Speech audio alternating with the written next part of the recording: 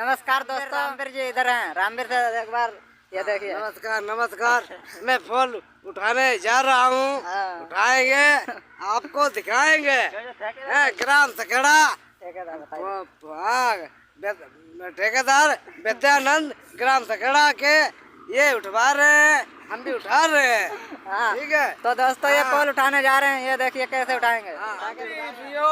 देखिए ये रामवीर ने पोल उठाया।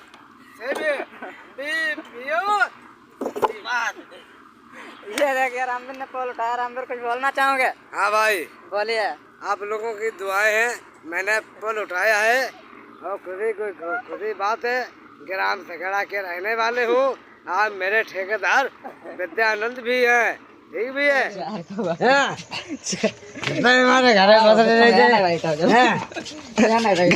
घरे ना खोलिया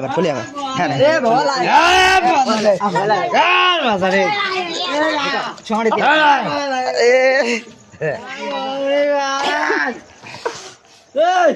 स्टाइल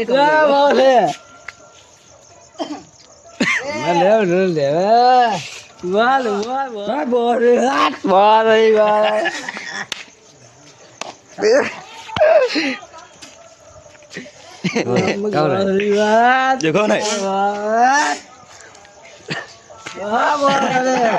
ब्लॉगिंग कृपया ये ब्लॉगिंग करें।